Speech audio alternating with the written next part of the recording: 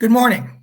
It's always a pleasure to be here at the Nimitz Museum before this special audience and those who are joining us online. I want to talk briefly about the background to this particular symposium because I think it's very special. In fact, I think it goes to the moral heart of the whole Asia-Pacific War.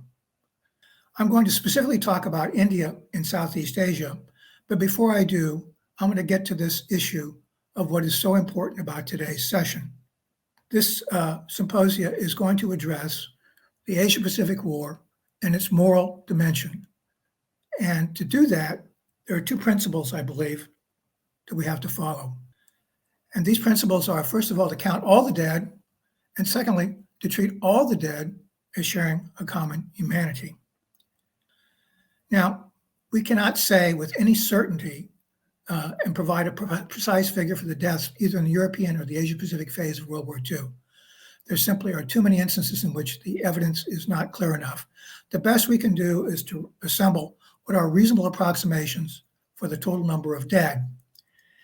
And based on the work that I've done literally for 40 years, I've assembled a set of figures that I believe provide a very reasonable approximation of the deaths. And in assembling those figures, what I have done is I have deliberately used higher end figures for Imperial Japan and what I regard as lower end figures for all the other peoples and nations affected by Japan's war. I do this to avoid sterile arguments about specific numbers, but also because even using that technique, you will see there is a stunning disparity between the number of Japanese civilians who died in the Asia-Pacific War and the number of civilians that Japan's war caused throughout Asia and the Pacific. Now, my number for total number of deaths is approximately 25 million. And I use a number of 6 million as being the likely combatant deaths. Most of those are Chinese, about 3 million, and 2 million Japanese, and the balance all others. American deaths in the Asia-Pacific War, counting both the military dead, those who died in the Merchant Marine, and some civilian deaths, probably approximate about 115,000 total for American deaths. Of that number, almost 10% of all the American military deaths died as prisoners of war, or about 34% of all those taken prisoner by the Japanese. Now, with 6 million military deaths, that tells you immediately that there are 19 million non-combatant deaths, civilians. Of that number, I believe the Japanese toll is about 1 to 1.2 million. So this tells you that the number of dead who are not Japanese, who are almost all other Asians, is between 17.8 and 18 million. And we start with China. And this illustrates how I assembled my numbers. I used the work of Professor Rana Mitter of Oxford University, a book called Forgotten Ally. And in that work, Professor Mitter says that the reasonable approximation for deaths in China ranges, as he put it, from 14 million to 20 million. And that 14 million figure comprised 2 million Chinese combatants and 12 million civilians. So I'm using the rock bottom number that Professor Mitter has submitted as the deaths in China among China's civilians during World War II. Now, China's war from July 1937 to August 1945 stretched for 2,963 days. If you do the simple math, that tells you that 4,000 Chinese civilians died every single day for 8 years. The Japanese deaths, as I said, if it's 1 to 1.2 million, and you do a similar math exercise with 2,963, you get at the very highest end about 405 dead Japanese civilians every single day. Now, among other Asians who only died between December 1941 and August 1945, the toll is approximately 5.8 to 6 million. And that period of the war that they were involved in makes for a linear projection based on 1,346 days.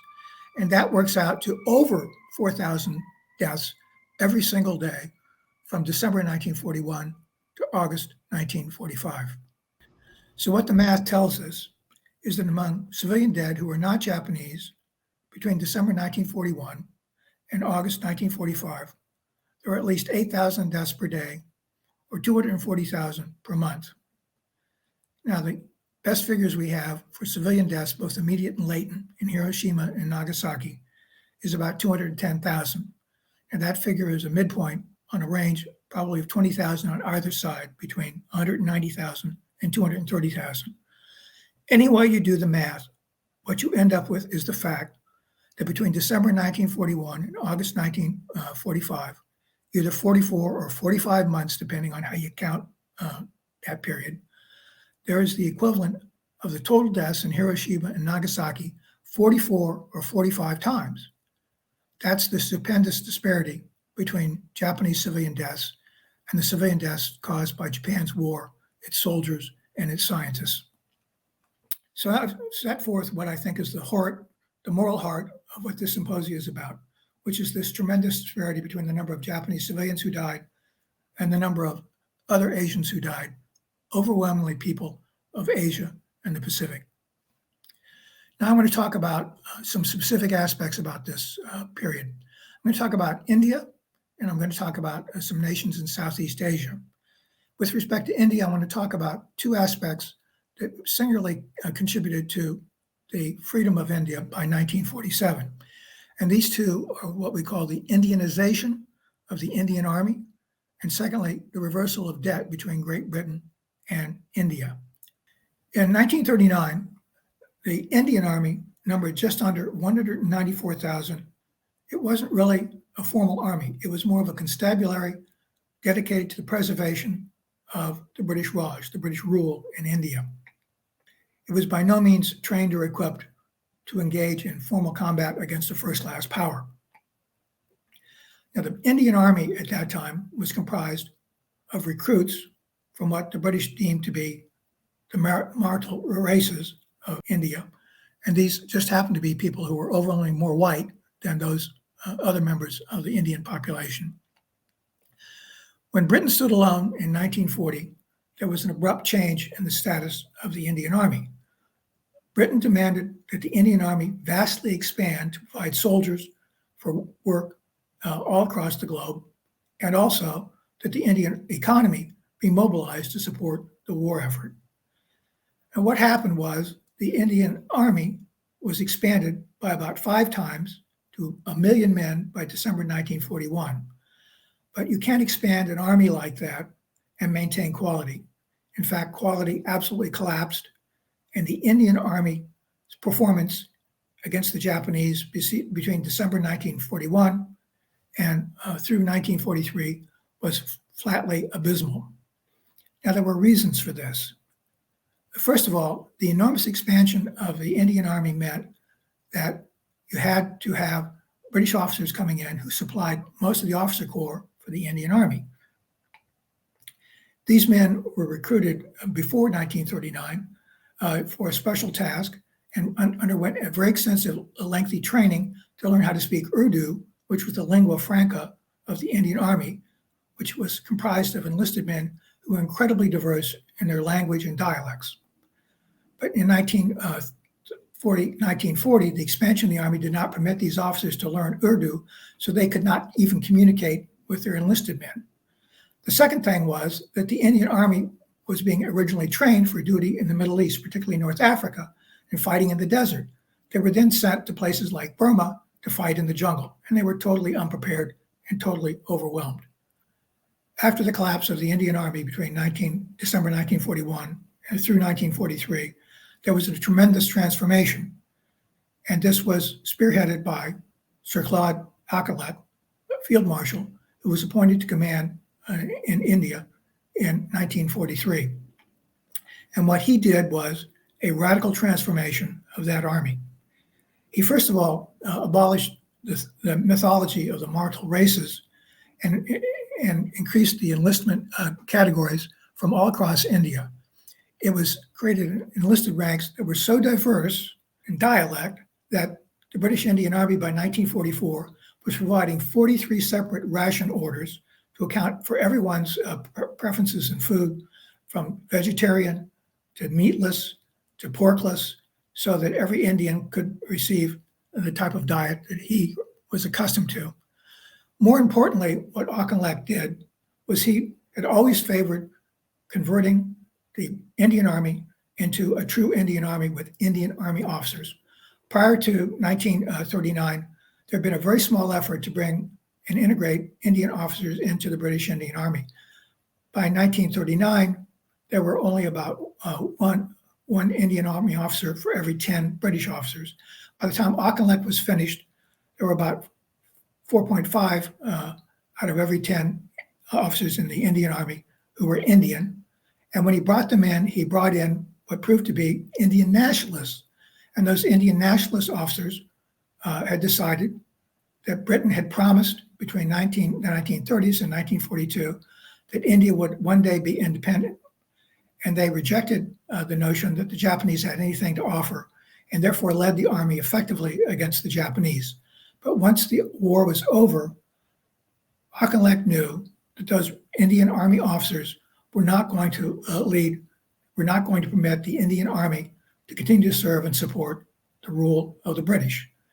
They were going to demand that India have independence.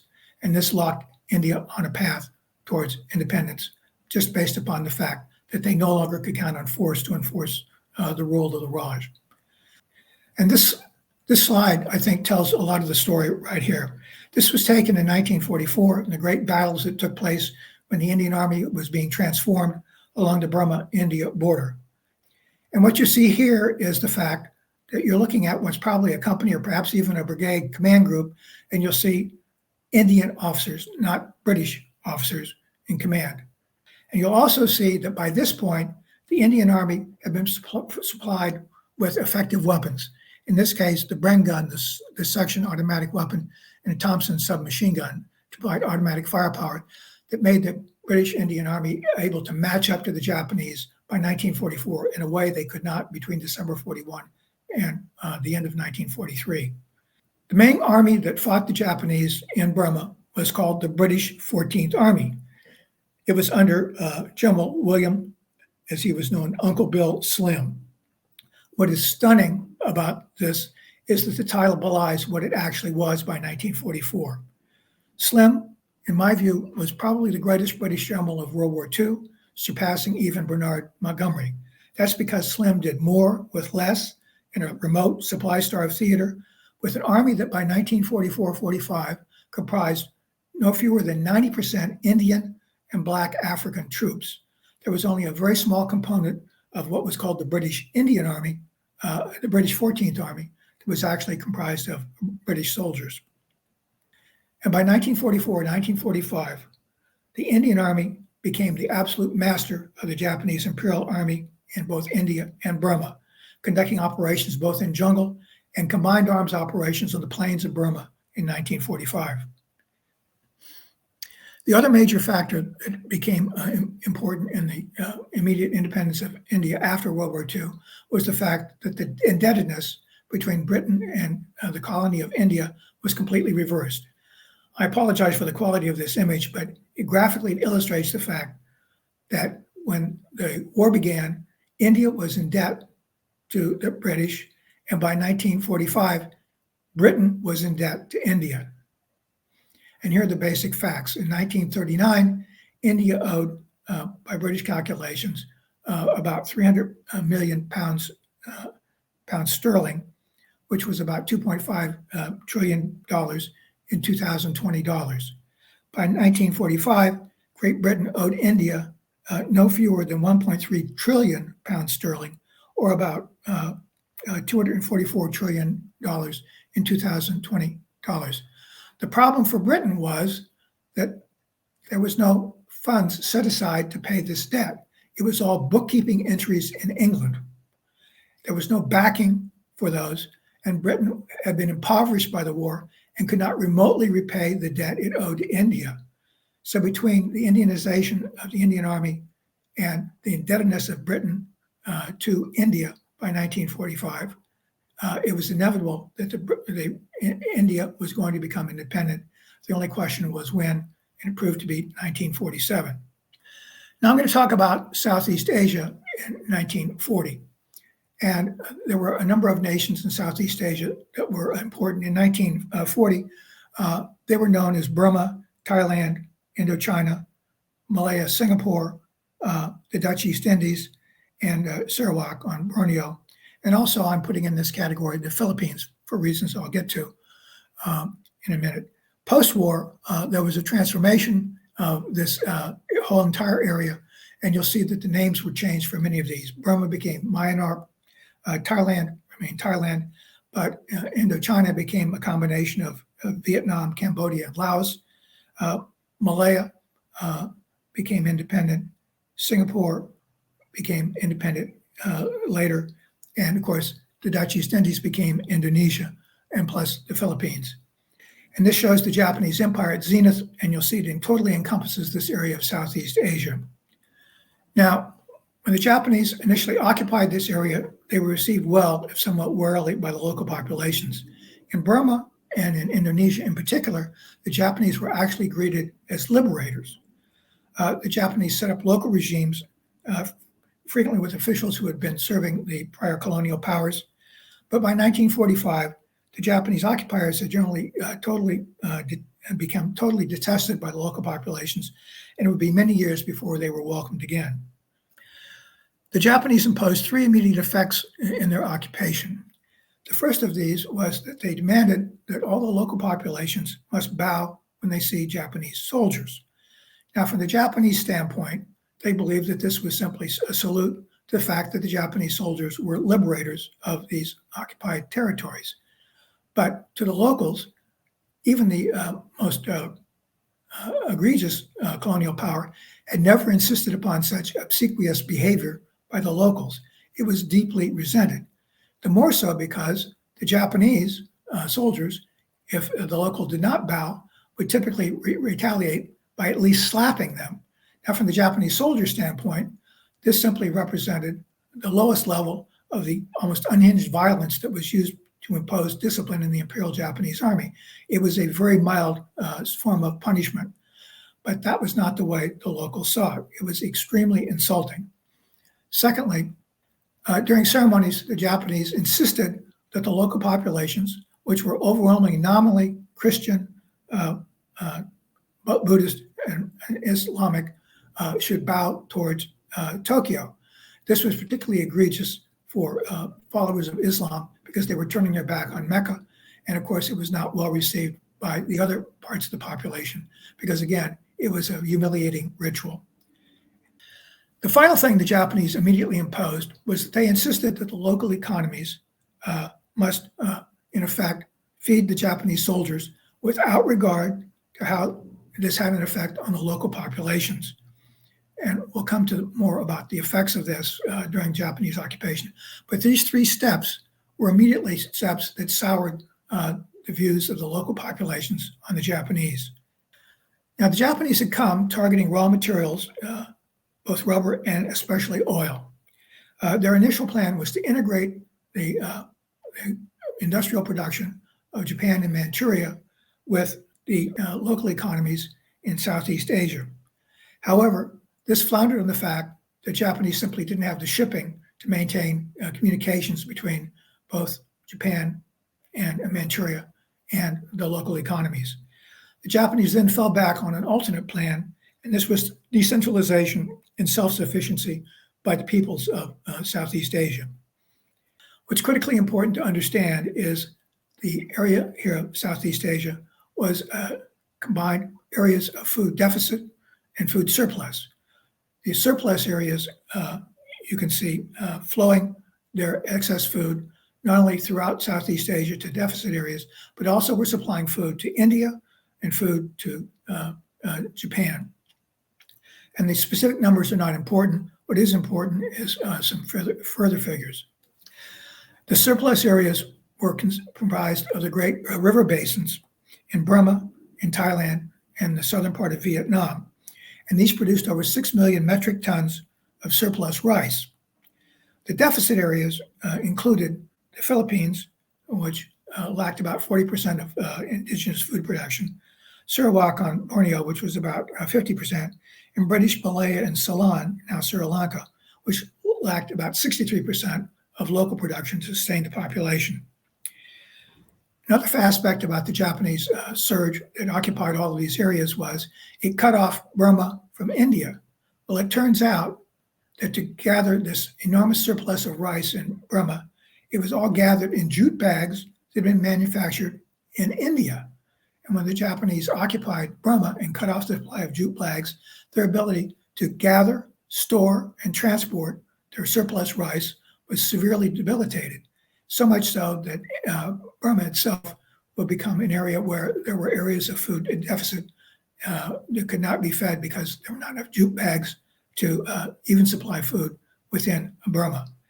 Now, scholarship on famines has devised the idea that there are two different types. Unfortunately, this academic work has fallen into jargon, which is almost incomprehensible. So I tried to translate this into ordinary English. And basically, the first type of food, you might say, is the intuitive type. And simply it is, there's not enough available food, absolute lack of food, necessary to sustain for a given population over a given period of time. In other words, human agency cannot play a role in heading off starvation and famine. The second type of famine, however, derives from the fact that there is, at least mathematically, enough food to sustain a population over a given period of time, but some part of that population does not have the means to acquire enough of that available food to sustain itself and plunges into starvation and finally famine. And this gets back to the nature of the population of Southeast Asia. Basically, you had local producers who had land, owned land, and could produce food for themselves to sustain themselves. The second type of the population, however, were both urban and rural dwellers who simply depended upon their ability to work, earn income, and use that income to purchase access to food.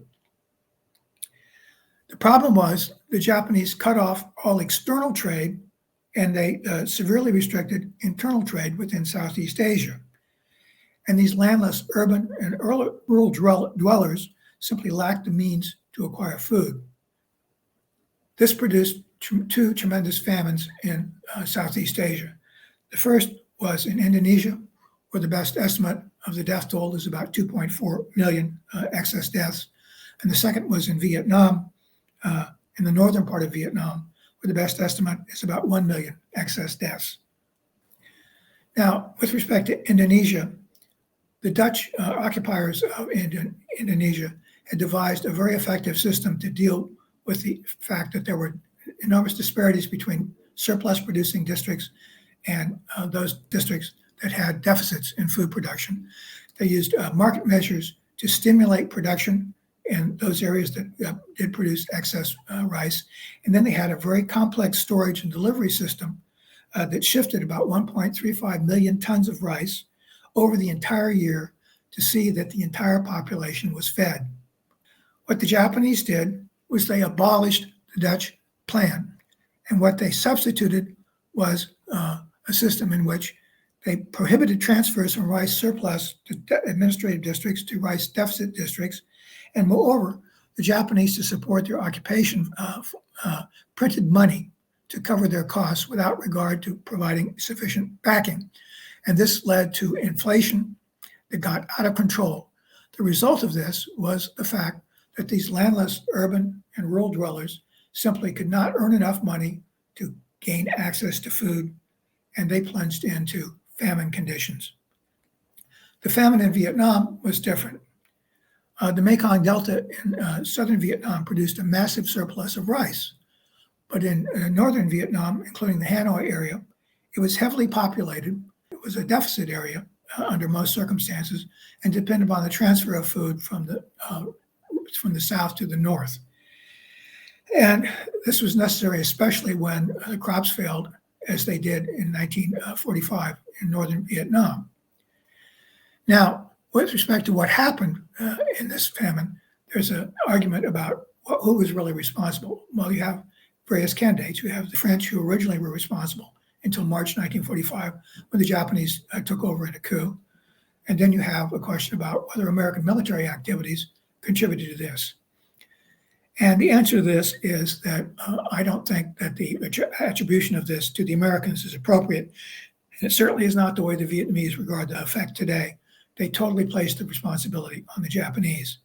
And the reason for this gets back to this overall point I made about the disparity between deaths among Asians who are not Japanese and Japanese. This was going on every single day throughout 1945. The only way it was going to end was to cease the war. And cutting off or doing things to alleviate the situation in northern Vietnam was not going to materially increase the likelihood of a quick end to the war. Now, in addition to the famines, there were other categories of deaths caused by Japan's war across Asia and the Pacific. The first of these are what are referred to as the death railways, and they produced a total of 191,000 deaths. Now, the most famous of these, or infamous of these, is of course known as the Burma-Siam Railway, which is made famous by the movie Bridge over on the River Kwai. British recreated figures after the war because the Japanese either did not keep figures or destroyed the ones that they had.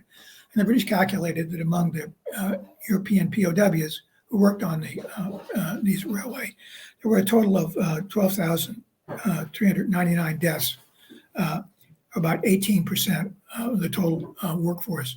Among the Asians who were worked on this, there were a total of about 74,025 deaths, which amounted to a total of 40% of the total workforce. In addition to these two horrendous numbers from the Burma-Siam Railway, you also had an obscure railway on Java itself, which produced a death toll probably about equal to what happened with respect to the death railway per kilometer or per mile. And then a very obscure railway on Sumatra that turns out to have produced an even higher level of deaths per kilometer or per mile than was caused by the death railway. So you have a final total of 191,000 deaths just on these death railways. The other major category involved in these deaths caused by Japan's war involved Indonesia, where approximately 200,000 people from Indonesia would die performing forced labor in Japan. In addition to that, the scholar Greg Huff, who wrote a book called World War II in Southeast Asia, which is by far the best account I find of this. And he calculated that miscellaneous atrocities the Japanese committed accounted for approximately another 100,000 deaths. So when you do a recapitulation, according to Huff, of deaths in Southeast Asia in World War II, you see it's led by the fact of the Java famine, then the Vietnam famine, both of which are numbered in the millions. Then you have deaths in the Philippines, which he put at about 500,000. I should just note that there's quite a bit of uncertainty about the total number of deaths in the Philippines, but the 500,000 number is probably about a midway point. Then you have the Java, basically forced laborers, and you've got 200,000 there. You've got the death railways, as I mentioned, these miscellaneous atrocities. And finally, you have two separate categories. One is a series of deaths caused by the fact that when the Japanese overran Burma, the Indian population who'd settled there following the British rule fled for fear that the Japanese were going to permit the Burmese to exact vengeance on them. And the number that Huff uses is about 30,000 deaths, which is basically a midpoint among the estimates. And finally, there was in this episode in Singapore in December 1941, and continuing on for a while, called the Suk Chang, which what the Japanese called it, in which terrible vengeance was taken upon the Chinese population in Singapore. It's believed that caused at least 23,000 deaths. This makes a total of 4.4 million deaths that were caused by Japan in the Asia-Pacific War. And finally, we come to a recapitulation of deaths in the Southeast Asia due to Japan's war. And you'll see that the total starts with about 2.4 million in the Java famine, about 1 million deaths in the Vietnam famine. Huff uses a figure of 500,000 for deaths in the Philippines, and this is a very contentious area, depending on how you count the numbers, but it's certainly a reasonable figure, may even be low. But that's the figure I use. You have the deaths among the Java slave laborers, or Musha, and that's about 200,000. Then you have the death railways of 191,000, miscellaneous atrocities, as I mentioned, scattered throughout the area that Japan occupied, about 100,000. Then we have two special categories. In 1941, when Japan overran Burma included a large population of Indians who come following the British rule, and they were detested by the Burmese as being exploiters. And when the Japanese were clearly triumphing, a lot of these Indians decided it was time to head back to India rather than wait to see what would befall them under Japanese and Burmese rule. And there's quite a dispute about what those numbers are. And Huff uses basically a midpoint figure of about 30,000. And finally, when the Japanese overran Malaya, which had a very large Chinese population, and the Japanese regarded all Chinese as being hostile to Japan, they exacted a terrible toll among the Chinese in Malaya and Singapore, and the number there is believed to be at least 23,000. So you have a total number of deaths, according to Huff, of 4.4 million civilians who were not Japanese, who died due to Japan's war, due to the efforts of Japan's soldiers, their scientists, and the general effects brought by Japan's occupation of Southeast Asia. And finally, we come to the net result of the war, and you'll see it's a march of independence.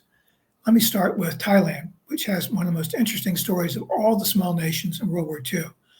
Thailand had the advantage of a geography which basically tucked it away from the main courses of imperial occupation between 1920s and 1930s. And they maintained their independence primarily by cleverly playing off the French against the British.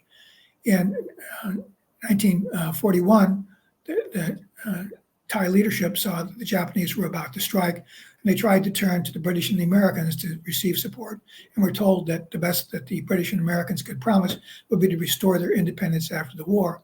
As the Thai prime minister pointed out to his cabinet, that may be all well and good, but if they resisted the Japanese, they would all be killed. And so the Thais ostensibly signed on as an ally with Japan.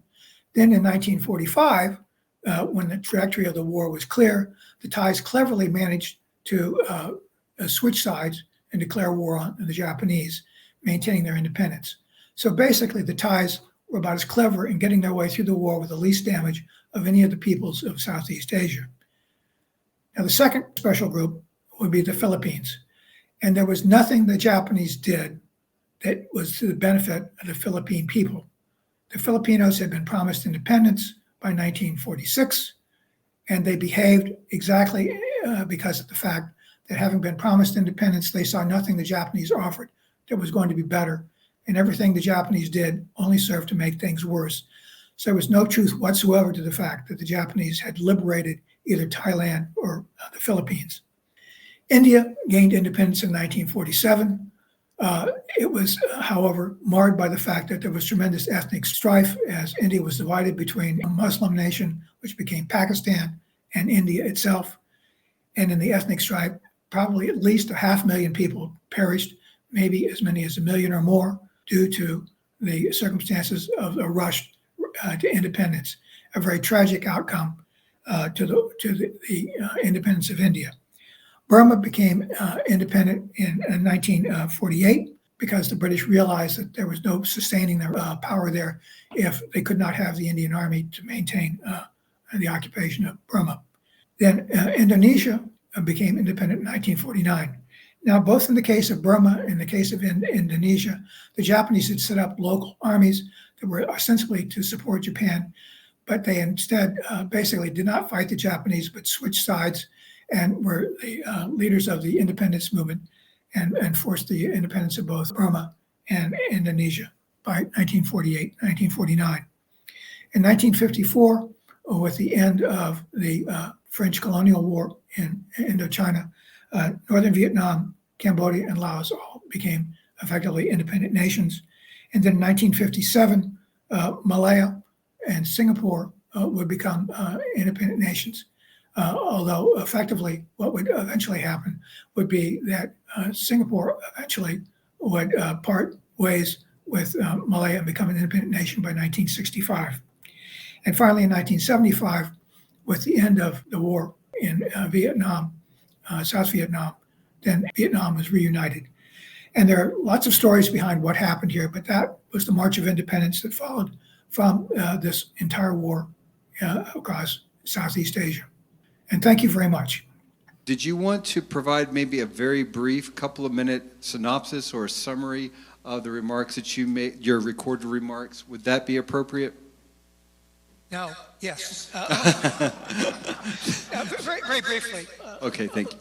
Again, I want to emphasize that really getting to the heart of all of these matters is the death count in the war, which, because of this Pacific War framework, which tends to foreground the U.S. and Japan in the struggle across the Pacific, with major roles only really accorded to the Filipinos, the Australians, and Pacific Islanders.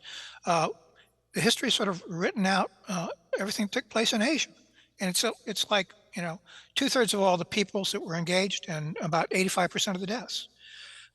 So that aspect about the Asia-Pacific War, I think, is something that we really need to bring up and understand. And it really gets, as I said, to the moral heart of what the war was all about. It was not just this campaign across the Pacific and eventually culminating in the final campaigns against Japan and the atomic bombs. It's this tremendous epic suffering all across about half the globe. Are there any questions for Rich, please, at this time? Okay, good. I see a question right there and a question here for number 2. Number 1's over there, please. Hi, sir. Why did the Japanese establish the economic practices and dependencies already proven by the Dutch plan? Well, the Japanese, let me spool that back. Well, I think what you have to understand is that the Japanese Imperial Army was the main driver because they provided almost all the occupation forces in Southeast Asia. Imperial Navy had a very small fraction of that.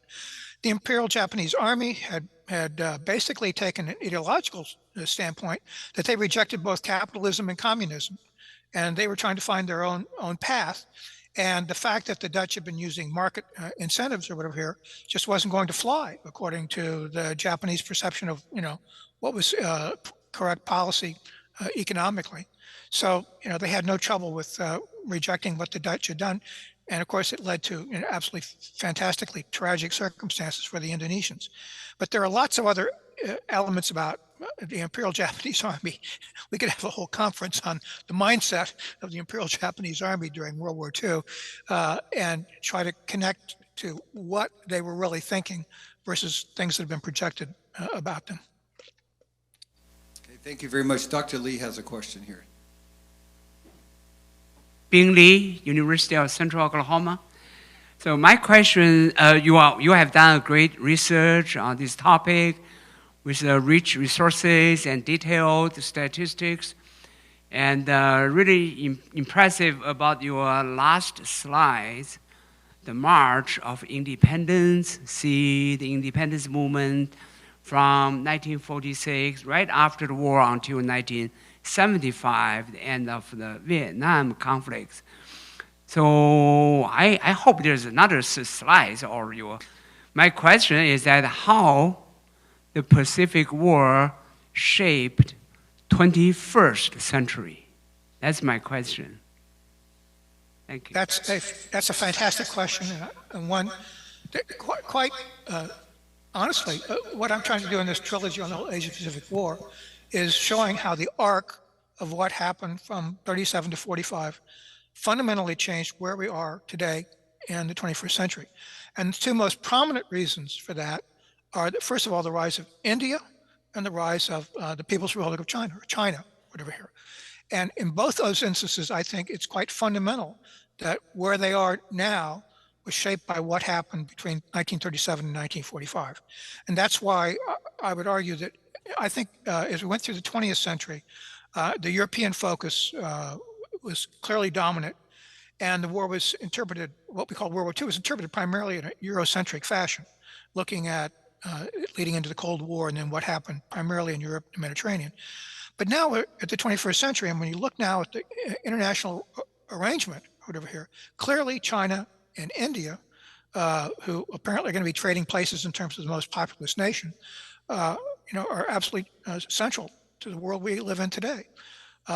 So that, in terms of the overall arc of what I'm trying to do in this trilogy, that's ultimately where it goes to. And in fact, in the third volume, rather than simply end it with August or September 1945, I really intend to segue into how all those events affected the world we live in today. That's a great question and a great answer. We have an online question. Hi, Rich. Did events like the Korean and Vietnam Wars shape how Japanese occupation during World War II was/is remembered recently or today? Well, Korea is a very special case. The relationships between Japan and Korea have been fraught going back to the early part of the 20th century when Japan effectively occupied Korea. And the way the Japanese treated the Koreans is almost would be an exaggeration to call them second-class citizens. They just were no-class citizens. And they did absolutely awful things both to the environment in Korea and also to the Korean people. One of the aspects about when the war ended and how it ended that gets overlooked, I addressed in my book Downfall, was that in April 1945, when Imperial Japan recognized that their food situation was collapsing in 1945, one of the first measures they took was to rip out literally 1 million tons of Korean rice starting in April 1945 to bring it to Japan to feed the Japanese people. And given the relations between Japan and Korea, there's no doubt that had the war gone on, the Japanese would have been absolutely ruthless in stripping food out of Korea to feed the Japanese population. But tragically, a large part of that food would have ended up on the bottom of the ocean because it would have been interdicted on the ships that were being we're trying to transport it from Japan. So literally, we're talking a difference of millions of Korean lives saved by the fact that the war ended when it did. So, you know, the relationships between Japan and Korea have remained fraught, even in the face of China. It remains a very divisive issue and very difficult for the Korean and the Japanese governments to work together. I'm sorry, what was the other part of the question about? She was just asking about the Korean and Vietnam Wars shaping how the Japanese occupation is remembered. Yeah, well, I think that Japanese occupation is remembered singularly by what happened between 2011 and 1945 between Japan and Korea. The Korean War was important because really that was sort of the wake-up call to the U.S. that the Cold War was going to require major commitment. If you look at the U.S. Armed Forces from the Great Drawdown after 45 until 1950, we had a very minuscule military imprint everywhere until the Korean War. And then there was a tremendous mobilization of American armed forces due to the Korean Wars. It was very important in shaping how the Cold War went. I would like to ask you a question, Rich. It seems to me, besides the psychology of having to apologize or take steps to be held accountable, which is difficult for all of us on a micro level as well as a macro level, do you not think that the Japanese also have a rational perspective of realizing how they could advance their best interest if they were to, if in a way, put this behind them and to be held accountable and then go forward? Boy, that's a hard one to unpack. There's so many dimensions to that. This whole issue of whether Japan has ever appropriately apologized for the war or taken what's called war responsibility. The Japanese can provide you with accounts pointing to statements by various Japanese officials that they can tender as such an apology. The problem was that with almost perfect regularity, every time one of those is issued, some other Japanese, somewhere in the nationalist camp, would make some statement that made it seem totally insincere. And so that's why it's been extremely difficult for other Asians to accept that Japan has ever truly accepted war responsibility. Another major problem is, of course, Japan is a nation that places a very high degree on consensus. And what has happened has been that the more virulently nationalist types have been able to dominate sort of the local space. I think, honestly, that most Japanese, particularly up to today, recognize, that what happened was really awful, and what Japan did was really awful. But that nationalist voice does not get suppressed within Japan because of this internal dynamic of consensus. Good morning, Rich. Thank you morning. for your talk earlier. Just two quick questions. Was there a famine in India about 1943? And if so, what were the consequences of that? And also, during the war, did the Japanese make a show of granting the Philippines their independence? Thank you. Very quickly, the Japanese did in fact go through the motions of announcing that Burma and the Philippines were independent during the war, so they did do that. In the case of the Philippines, it had no particular effect to the benefit of Japan. And Burma, as I indicated, they stood up an army which was later going to spearhead the independence movement for Burma. With respect to the famine in India, that's a very controversial topic. There was, in fact, an enormous famine, primarily in the Bengal region, and it was in began late in 1942 and really was peaking in 1943. And there are many factors involved in this. Part of the problem was that the Indian government had been accustomed, when such a thing threatened, to turn to Burma for rice, because Burma had such a huge surplus of rice. But obviously, the fact that Japan had cut off Burma from India precluded that solution. So that's one part of the story. A second part is that the steps the British had taken to devolve authority to Indian officials had in fact taken place, and it involved Bengal. So the actual local officials who were supposed to be monitoring the situation and seeing to the well-being of the population were actually Indian. And it's a very complex story about how they basically failed to recognize early enough what was going on. And finally, there was a huge element here involved in the fact that the inflation that was taking place in India had the effect of depriving a large part of the landless urban and rural dwellers of the ability to buy food. So you have a whole list of factors involved in this.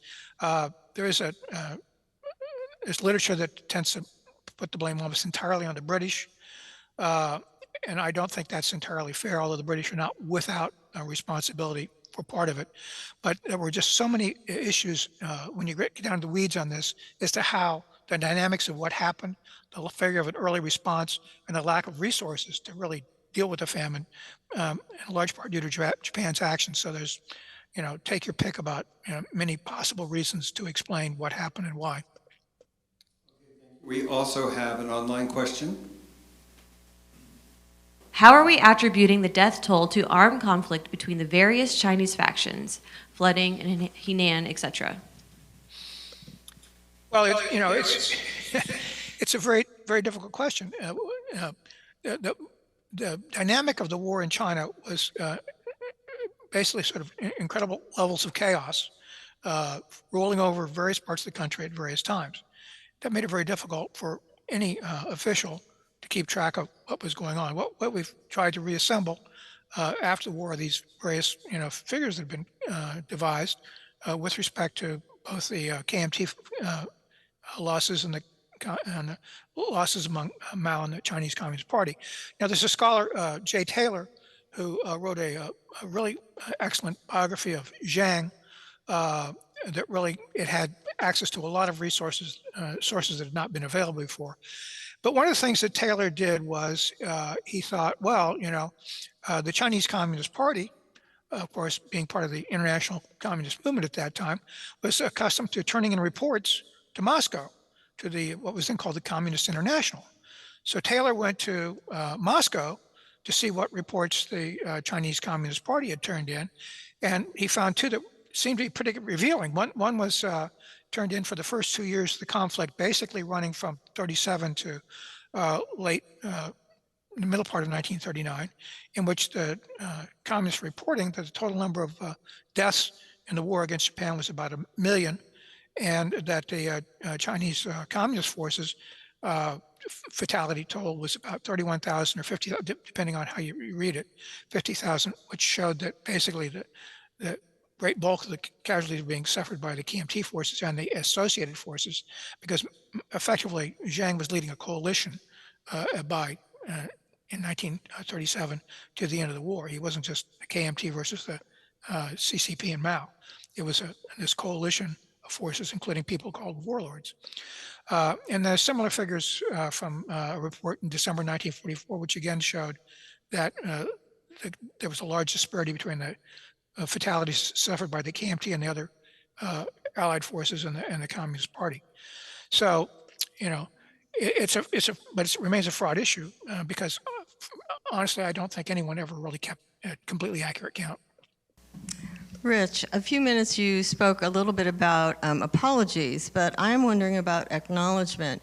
I work here at the museum, and one of the things that we have observed is when we have Japanese students come to visit, they are very surprised to see the historical accounts that we have given for what has happened in Asia with the occupation by the Japanese. Can you speak to the education in Japan and acknowledgement of history? That's a really good question, and it's a really fraught issue. And that's really the whole issue of Japan's role in World War II is a very contested terrain in Japan. It has been for a long time. Japanese education system very much emphasizes rote memorization to match up with exam questions. The problem is when they get to World War II, they skip almost immediately from the beginning of the war to 1945 and the atomic bombs. So most Japanese students never really learn anything about what actually happened between 37 and 45. In fact, I was at a conference one time, and there were textbooks that were being used at the high school level in Japan and the U.S., and we were sitting there to compare them. And it was very striking that when you looked at the Japanese textbooks, literally, you could look at the page, and you would see the pictures of picture or two of maybe war in China and then Pearl Harbor, and then it would fast forward immediately to 1945. There was no context. So it's not at all unusual for Japanese students, anywhere they go in the world, that, where they see an exhibit about World War II, it's all, for most of them, it's entirely new story. They just never learned it in school, and still remains to this very day a very contentious issue in Japan. And the education system simply tries to evade it because of its very contentious nature. So I'd like to fast forward that question to today. I had a nice conversation with Dr. Lee yesterday evening, and I'd like to get you in on this question. We were talking about recent developments with Japanese military action. It does appear that their expenditure in military hardware is coming close to their constitutional limits of how they can posture those forces, and yet Dr. Lee's research and his observations seem to indicate there's little appetite among the Japanese population to man those ships or to don uniforms to do that. Have you seen that kind of dichotomy start to develop between the politics of their military and the politics of their citizenry? Yeah, I think that's an accurate observation. I would also emphasize that, from the Japanese perspective, what really got their attention and the attention of the public was when the North Koreans began firing missiles over Japan. I mean, that unlike relations with China or the South China Sea or whatever here, the fact that the Koreans were firing missiles over Japan was a game changer in terms of the Japanese populace being at least much more concerned about maintaining defense forces. It's also, it's been an issue because, as I mentioned, with Japan and Korean relations in general. So I just say that what the Japanese are doing now, they have ambitions to significantly rearm and what some Japanese politicians would call normalizing their situation. But there's still a skeptical public that they have to deal with, which is by no means enthralled with the notion of armed forces, particularly for a confrontation with China. You talk to them about, I've talked to Japanese scholars about the situation, and they like to emphasize the situation with Korea. That's the biggest deal with them. We have a virtual question. Wouldn't the CCP be incentivized to inflate/deflate numbers to Moscow in order to garner more material support in their war against the KMT and Japan? That's a very interesting question. It's a very puzzling question. I mean, what I find somewhat baffling is here you have the Soviet Union, from 1941 in this death struggle with Nazi Germany. And so it's sort of baffling as to why the CCP reports about what they're doing, at least in terms of what the casualties they're reporting, would seem to, be contrary to presenting a notion that they're in there fighting really hard to tie the Japanese down, to keep the Japanese from attacking the Soviet Union. To me, it's sort of mystifying as to why they did that. And to this day, I really can't explain why those reports are what they are. So, like, sort of going on with the topic of India, how did the British and then the Indian government themselves sort of prevent Indian people from sort of siding with the Japanese, or was that not an issue? Did they understand that the Japanese were worse than the British colonial powers, or was there like a split within India? Well, there was a figure named Bose who was allied with the Japanese, and he raised an army to support the Japanese from Indian prisoners of war taken during the campaigns from December 1941 to May of 1942. And they would participate in the invasion of India in 1944.